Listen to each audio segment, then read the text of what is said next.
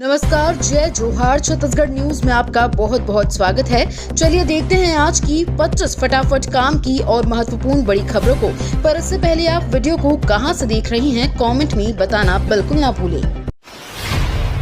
2 दिन के दौरे पर छत्तीसगढ़ जाएंगे अमित शाह। केंद्रीय गृह मंत्री और सहकारिता मंत्री अमित शाह छत्तीसगढ़ के दौरे पर आ रहे हैं। शाह का 3 दिवसीय छत्तीसगढ़ दौरा फाइनल हो गया है। शाह 23 अगस्त की शाम को यहां पहुंचेंगे। 24 और 25 को बैठक के बाद 25 की शाम को दिल्ली लौट जाएंगे। बताया जा रहा है कि शाह 24 अगस्त को नवा रायपुर में नक्सल प्रभावित राज्यों के मुख्य सचिवों और पुलिस प्रमुखों की बैठक लेंगे। छत्तीसगढ़ में सुगम ऐप से रजिस्ट्री होगी आसान। रजिस्ट्री ऑफिस आए बिना संपत्ति की होगी।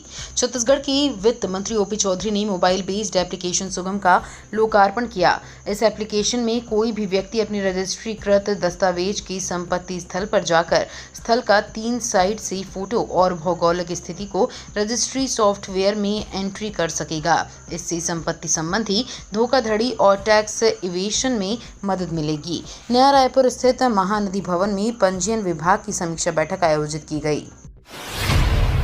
छत्तीसगढ़ के पूर्व सीएम को मुख्यमंत्री विष्णुदेव साय की सलाह, कहा आगे भी उनके लिए खुले हैं दरवाजे।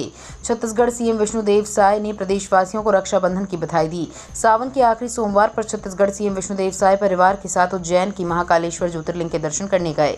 सीएम साय ने बलौदा बाजार हिंसा में गिरफ्तार देवेंद्र यादव की गिरफ्तारी पर भूपेश बघेल के दिए बयान पर पलटवार किया। विष्णुदेव साय ने कहा, वो तो कहेंगे ही। उन्हें यदि लग रहा है कि उनके साथ अन्याय हो रहा है तो आगे भी उनके लिए दरवाजे खुले हैं। छत्तीसगढ़ में अब नक्सलियों की खैर नहीं। सीएम विष्णुदेव साय की 2 टूक गोली का जवाब गोली से। छत्तीसगढ़ के नक्सल प्रभावित क्षेत्रों में जवानों के एंटी नक्सल ऑपरेशन से माओवादी संगठन बैकफुट पर है। जवानों ने नक्सलियों के गढ़ बस्तर सहित कई जगहों पर चौकियों का गठन किया है। इससे इन इलाकों में नक्सलियों की पकड़ ढीली हुई है। एंटी नक्सल ऑपरेशन को देखते हुए बीते कई महीनों में बड़ी संख्या में नक्सलियों ने सरेंडर किया है। छत्तीसगढ़ के मुख्यमंत्री विष्णुदेव साय ने भी नक्सलियों को उन्हीं की भाषा में जवाब देने का फैसला किया है।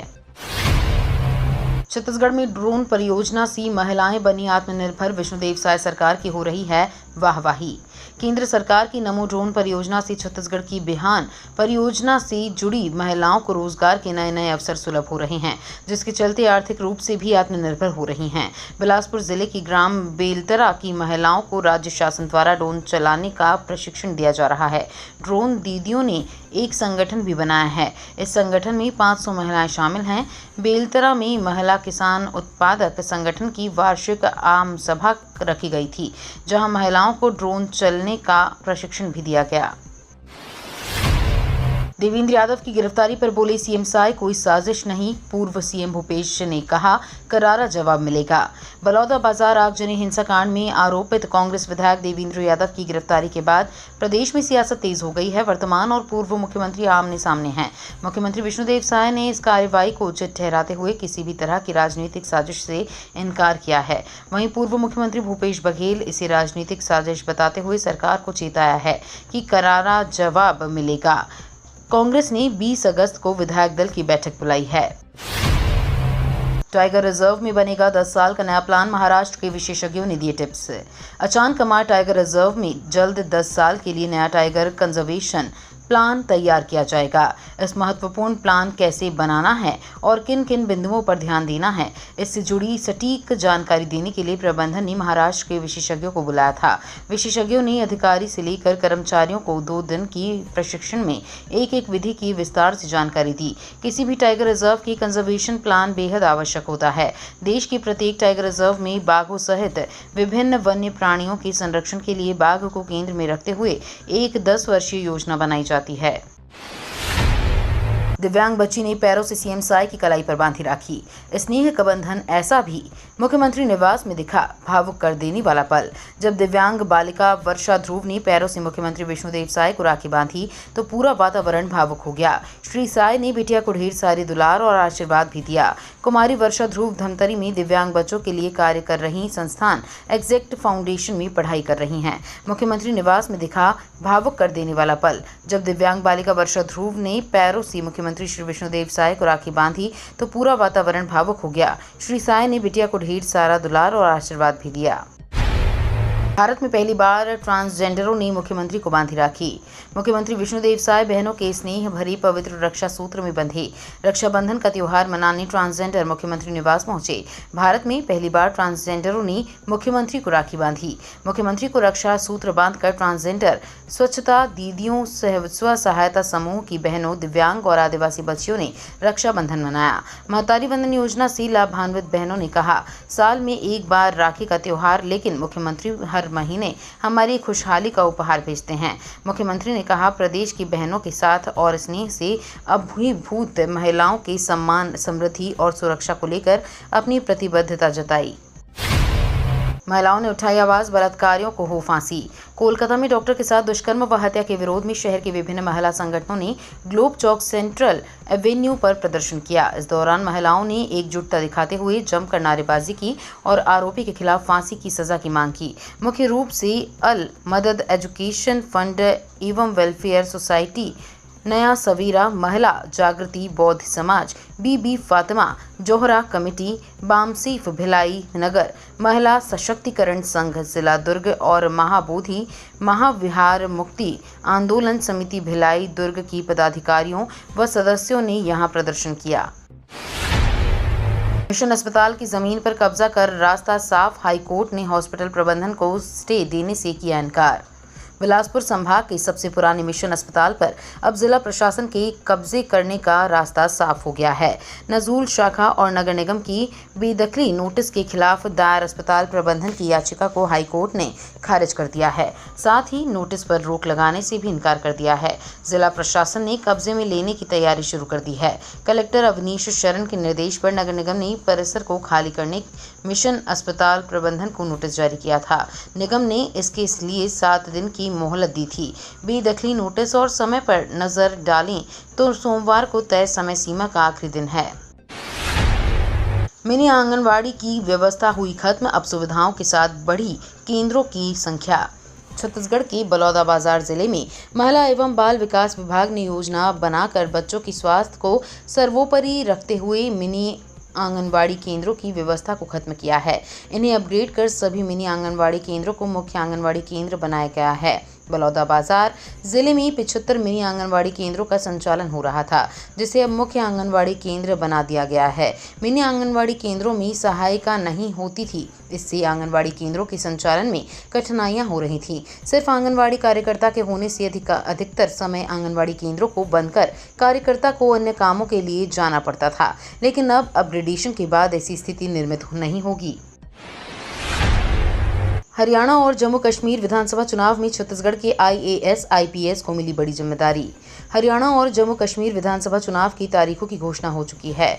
ऐसे में छत्तीसगढ़ के IAS और IPS अफसरों को हरियाणा और जम्मू कश्मीर विधानसभा चुनाव में अहम जिम्मेदारी मिली है। चुनाव आयोग ने छत्तीसगढ़ के 9 IAS और 3 IPS अधिकारियों की जिम्मेदारी दी है। हरियाणा और जम्मू कश्मीर विधानसभा चुनाव के लिए छत्तीसगढ़ के 9 IAS को ऑब्जर्वर बनाया गया है। छत्तीसगढ़ नीट यूजी काउंसलिंग के लिए रजिस्ट्रेशन शुरू। छत्तीसगढ़ नीट यूजी काउंसलिंग के लिए रजिस्ट्रेशन प्रक्रिया शुरू हो चुकी है। पंजीकरण प्रक्रिया को आधिकारिक वेबसाइट पर शुरू किया गया है।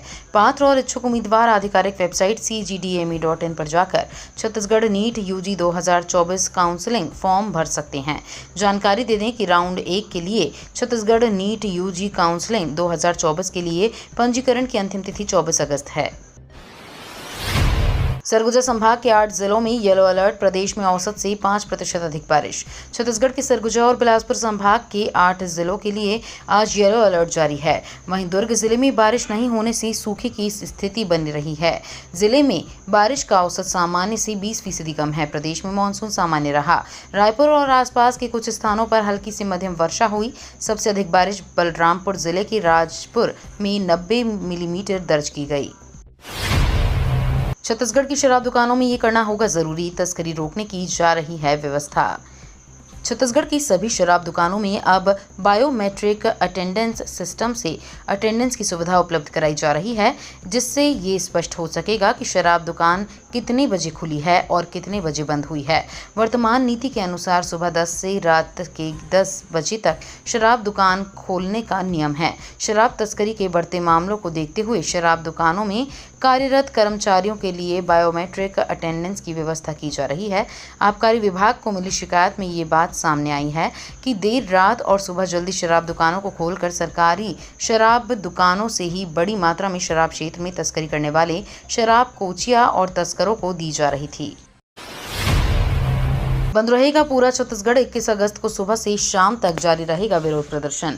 अनुसूचित जाति और अनुसूचित जनजाति आरक्षण में क्रीमीलेयर और कोटा लागू करने के फैसले के खिलाफ के विरोध में भारत बंद को समर्थन देते हुए बीजापुर बंद का आह्वान किया गया है। सुबह 6 बजे से शाम 5 बजे तक पूरा बीजापुर जिला बंद रहेगा। इसके लिए एक समिति गठित की गई है। इस समिति का अध्यक्ष शंकर कुडियम को बनाया गया है। स्थानीय गोंडवाना भवन में आयोजित ST/SC समाज की संयुक्त बैठक में बीजापुर में आक्रोश रैली निकालने पर सर्वसहमति बनी। आरक्षण बचाओ SC/ST संयुक्त समिति के अध्यक्ष शंकर कुडियम ने बताया, 21 अगस्त को बीजापुर जिले के सभी व्यावसायिक संस्थान, परिवहन सेवाएं, स्कूल, कॉलेज बंद रहेंगे। इस दिन बीजापुर शहर में फैसले के विरोध में रैली निकालकर आक्रोश व्यक्त किया जाएगा। रक्षाबंधन का उत्सव महिलाओं ने सुरक्षा बल के जवानों को बांधी राखी। जिले की मर्दापाल क्षेत्र के ग्राम राणापाल में 41वीं ITBP बटालियन के कैंप में रक्षाबंधन का पर्व धूमधाम से मनाया गया। माओवाद से प्रभावित क्षेत्र में तैनात जवानों को क्षेत्र की महिलाओं ने राखी बांधकर अपना स्नेह और सम्मान प्रकट किया। इस आयोजन में रक्षाबंधन का उत्सव न केवल भाई बहन के प्रेम का प्रतीक बना, बल्कि जवानों के लिए अपनेपन का संदेश भी लेकर आया। कार्यक्रम में महतारी वंदन योजना की लाभार्थी महिलाओं ने भी जवानों को राखी बांधकर उनका मान बढ़ाया। खाद्य सुरक्षा अधिकारी लगातार होटलों में दे रहे दबिश। मिलावटी मिठाई और केमिकल युक्त रंगों के अधिक उपयोग से नागरिकों की सेहत को होने वाले नुकसान को ध्यान में रखते हुए कलेक्टर धर्मेश साहू, उप संचालक खाद्य एवं औषधि प्रशासन डॉक्टर FR निराला के निर्देश पर खाद्य सुरक्षा विभाग के अधिकारियों द्वारा जिले के विभिन्न होटलों में जांच की जा रही है। छोटे खाद्य प्रतिष्ठानों की जांच की गई, जिसमें विमल होटल में निरीक्षण कर बिंदु व खोवा का खाद्य नमूना लेकर जांच हेतु राज्य खाद्य परीक्षण प्रयोगशाला रायपुर भेजा गया। निरीक्षण में उक्त होटल में गंदगी पाई गई। रायपुर में जमीन कारोबारी के घर डकैती। शारदा मंदिर रोड आदर्श विहार कॉलोनी निवासी जमीन कारोबारी रामकिशोर की सरवानी के घर डकैती की सूचना मिल रही है। डकैत 18 लाख नकदी समेत लाखों की ज्वेलरी ले भागे। गुढ़ियारी थाना पुलिस तलाश शुरू कर दी है। इस खबर पर लगातार अपडेट जारी है। लाखों की ठगी। राजधानी रायपुर के तिल्दा नेवरा क्षेत्र के बरतोरी गांव में संचालित विकास मेटलिक्स एंड एनर्जी लिमिटेड में एक बड़ा धोखाधड़ी का मामला सामने आया है। अब तक मिल चुके हैं स्वाइन फ्लू के 25 मरीज। स्वास्थ्य विभाग ने साफ किया है कि यदि किसी को भी स्वाइन फ्लू के लक्षण आते हैं तो वे तत्काल चिकित्सक से परामर्श लेकर अपना टेस्ट कराएं, ताकि स्वाइन फ्लू के मामलों को रोका जा सके। जिले में मलेरिया, डायरिया के बाद स्वाइन फ्लू के मामले भी सामने आ गए हैं। स्वास्थ्य विभाग को एक के बाद एक बीमारियों से निपटना पड़ रहा है। मौजूदा समय में स्वाइन फ्लू परेशान कर रहा है। स्वास्थ्य विभाग के मुताबिक मौसम में नमी होने के कारण ही स्वाइन फ्लू के वायरस सक्रिय हो गए हैं। इसलिए सड़कों पर उतर रही ममता इस्तीफा देना चाहिए। केंद्रीय मंत्री गिरिराज सिंह ने कोलकाता की घटना को लेकर पश्चिम बंगाल की CM ममता बनर्जी पर हमला बोला है। लेडी डॉक्टर से रेप और निर्मम हत्या पर गिरिराज सिंह ने कहा है कि ममता बनर्जी किस लिए सड़कों पर उतर रही है, उन्हें इस्तीफा देना चाहिए। गिरिराज ने आगे कहा कि ममता CM भी और स्वास्थ्य मंत्री भी है। PM मोदी इसी हफ्ते जाएंगे यूक्रेन दौरे पर। विदेश मंत्रालय के सचिव तन्मय लाल ने प्रेस कॉन्फ्रेंस में कहा, प्रधानमंत्री नरेंद्र मोदी शुक्रवार 23 अगस्त को यूक्रेन की राष्ट्रपति वोलोदिमीर जेलेंस्की की निमंत्रण पर यूक्रेन की आधिकारिक यात्रा करेंगे। उन्होंने कहा, ये एक महत्वपूर्ण और ऐतिहासिक यात्रा भी है, क्योंकि हमारे राजनयिक संबंधों की स्थापना के 30 से अधिक वर्षों में ये एक पहली बार होगा जब कोई भारतीय प्रधानमंत्री यूक्रेन का दौरा करेगा। रूस यूक्रेन संघर्ष को लेकर तन्मयलाल ने कहा, भारत ने बहुत स्पष्ट और सुसंगत स्थिति बनाई रखी है। महाकालेश्वर की तरह रायपुर में भी है महाकाल धाम। 12 ज्योतिर्लिंगों से जुड़ी है पौराणिकता। उज्जैन के महाकालेश्वर धाम की तरह ही छत्तीसगढ़ की राजधानी रायपुर से सटे अमलेश्वर में भी श्री महाकाल धाम है। वेद पुराणों के अनुसार इस धाम की पौराणिकता 12 ज्योतिर्लिंगों से जुड़ी है। इसी वजह से इसे महाकाल धाम कहते हैं। दक्षिण से उत्तर दिशा की ओर से मुड़कर खारून नदी स्वयंभू महाकाल धाम को और भी पवित्र पावन बना देती है। वैदिक मंत्रोच्चार के बीच यहाँ बड़ी संख्या में श्रद्धालु पहुँचते हैं। बड़ी संख्या में कांवड़ियाँ यहाँ आती हैं और खारून नदी के तट पर डुबकी लगाते हैं, फिर महाकाल का दर्शन करते हैं। मंकी पॉक्स पर केंद्र अलर्ट, पीएम मोदी के सचिव ने ली बैठक। विश्व स्वास्थ्य संगठन द्वारा मंकी पॉक्स को लेकर चेतावनी जारी करने के बाद भारत सरकार सतर्क हो गई है। पीएम मोदी के प्रधान सचिव पीके मिश्रा ने इस मुद्दे पर उच्च स्तरीय बैठक की। इस दौरान उन्होंने अधिकारियों को सावधानी बरतने के लिए सचेत किया और तैयारियों की समीक्षा की। अफ्रीकी देशों में मंकी पॉक्स तेजी से फैल रहा है। इन मामलों की संख्या 18,737 तक पहुँच गई है, जो पूरी दुनिया के लिए चिंताजनक है। ये तो थी आज की बड़ी खबरें। अगर आपको न्यूज़ पसंद आई हो तो वीडियो को लाइक और शेयर करना बिल्कुल ना भूलें। धन्यवाद।